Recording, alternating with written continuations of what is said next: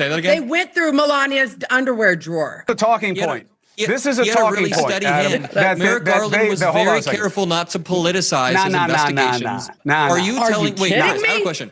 I have a question. Kidding me? Adam Mockler went on Chris Cuomo's show to debate Chris Cuomo and conservative commentator Scotty Nell Hughes. The topic of discussion was Trump and the Epstein files. So we're going to take a look at these clips of Adam Mockler on Chris Cuomo's show. I'm going to share my thoughts as well. Let's get into this together. And someone who's newer to this arena, progressive Gen Z podcaster, my friend Adam Mockler. Adam, thank you for being with us. Thank you for having me on. I appreciate it.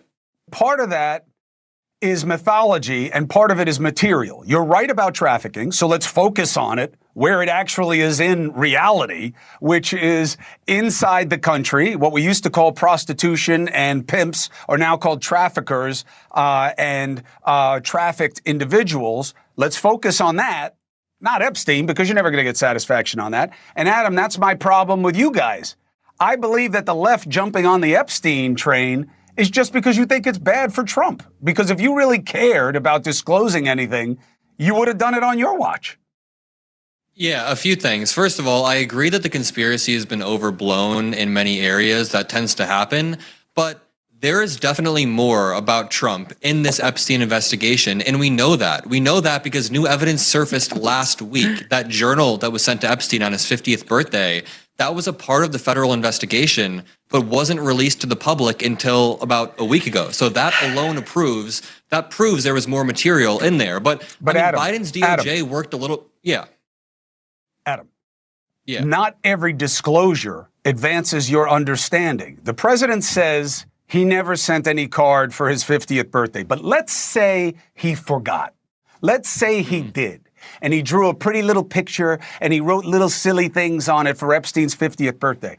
How does that inform you to anything nefarious that you didn't know before? So two things on this that I would completely disagree with Chris Cuomo on. The first is the Democrats only being interested in the Epstein list because they think it's bad for Donald Trump. I'm sure that's true of some of the Democratic politicians. But in terms of just regular people, voters, and the populace of the United States, anybody that I talk to on the left or who is a Democrat says, put them all in jail. Anybody who has done these things or was involved with this. They don't care if it's Bill Clinton or Donald Trump. And that's one of the differences between the Democrats and the Republicans, in my opinion, is the Republicans and MAGA are always going to protect their God King. But I don't know any Democrat who's saying, oh my God, don't go after Bill Clinton, our precious Bill Clinton. There's a great meme that says, oh, if, what happens if they arrest Bill Clinton, then I'll have to get rid of my Bill Clinton hats and my Bill Clinton shoes and my Bill Clinton Bible, and all this stuff, because Democrats aren't in a cult. So that's number one. I mean, why should the response not be go after all of them? It shouldn't matter what letter is next to their name. And the second thing is,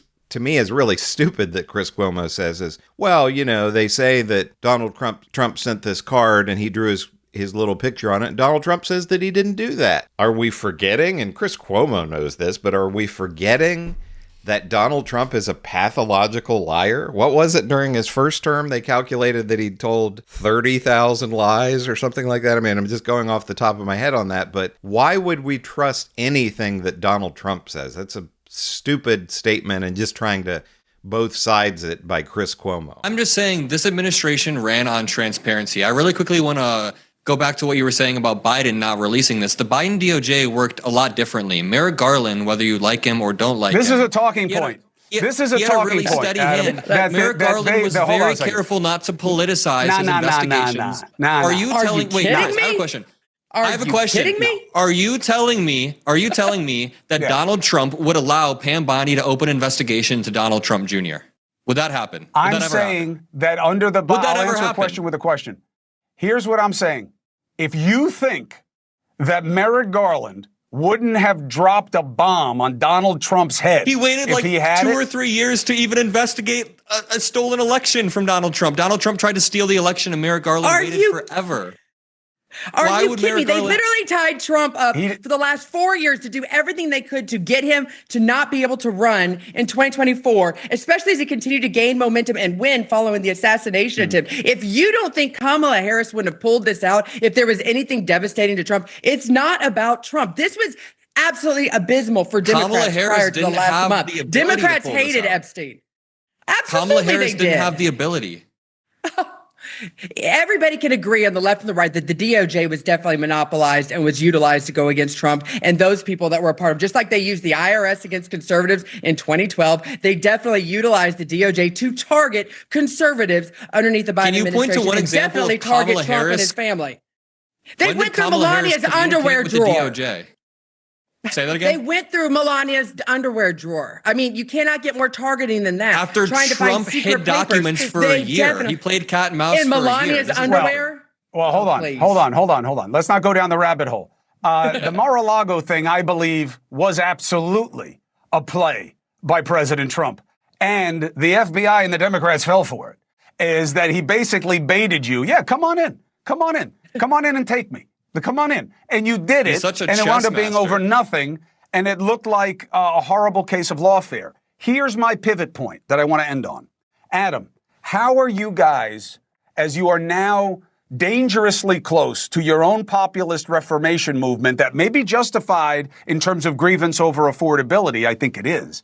But socialism as an answer is a death sentence. Why don't you guys just go after what's in the big, beautiful bill and make your case on that Democrats would have done better? Why screw with this other stuff that'll never end well? Because listen, I didn't think Trump's Epstein ties were that deep until he started acting like someone who's terrified of the truth coming out. He's constantly biting. And I think this is a framework. It's a window into how he covers up everything else. When he lies about who pays the tariff and says that for some reason other countries pay the tariff, he's lying in the same way as when he's lying about the Epstein files or when he's lying about how much this new bill increases the debt long term. So I think he lies about all of these issues. And at the very least, we can use this to create less dogmatic supporters who listen to us on other issues. So part of it is political strategy. Of course, Democrats will harp on this, but also, honestly, I didn't really think Trump's Epstein ties were that deep, but you got to admit, isn't this dude acting really strange every time he's on camera? He's like, I'll tell you why I don't think know. he's It's- acting strange. And look, if I'm wrong, Adam, please come back and stick it in my face. It happens all the time. I'll tell you why he's acting strange, in my opinion. And Scotty, I'll give this to you and then we'll go. I think Trump is completely flummoxed as to why people care about this so much. Because he does not believe there's a client list. He does not believe there's a list of people. Yes, he threw out Clinton and Summers because that's what he does. He threw it out there so that a chooch like me would have to talk about it, which I am.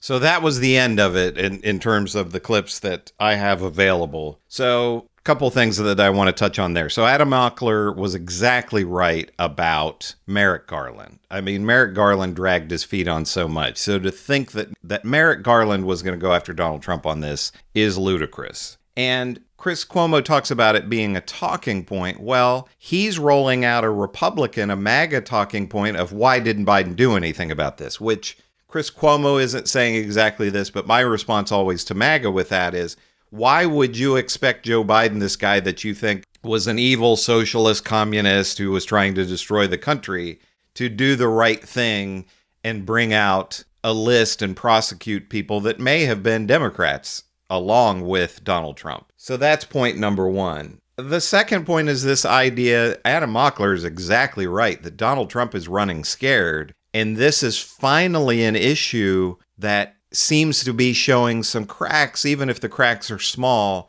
within MAGA. You have MAGA people, the base, who are upset about this whole Epstein thing and Donald Trump coming out and saying, if you believe in this hoax, you're an idiot. And if you believe in this, I don't want your support. That made some people mad. Now, you have the bulk of MAGA who have undying love for Trump, and he's probably never going to lose them. But he could lose some, and that could benefit the Democrats in the midterms. And then finally, Chris Cuomo said, why are you focusing on this stuff and, all the socialism and all that? And he's talking about Mamdani in New York and, a few other Democrats who have a little bit of momentum right now. And Chris Cuomo is completely out of touch in that regard. The momentum of the party is with Bernie Sanders, AOC, Mamdani, and they can call it socialism, call it whatever they want, but the momentum in the party is in terms of actually doing something for regular people to strengthen Medicare, to strengthen Social Security, to try to bring costs down, to try to make housing affordable. And that's what Democrats need to be running on, because you have a Republican Party in MAGA who are doing absolutely nothing for anybody who isn't incredibly rich. And everything in the Trump administration is about punishment and not trying to help anybody. So Chris Cuomo is completely wrong about this, and Adam Mockler is right, in my opinion. Let me know what you think about all of this. Do you agree with Chris Cuomo? Do you agree with Adam Mockler? Make sure to give me a like and subscribe. I'm closing in on 100,000 subscribers. So if you haven't subscribed, please do so. I'm Chris on Culture, and I will see you in the next video.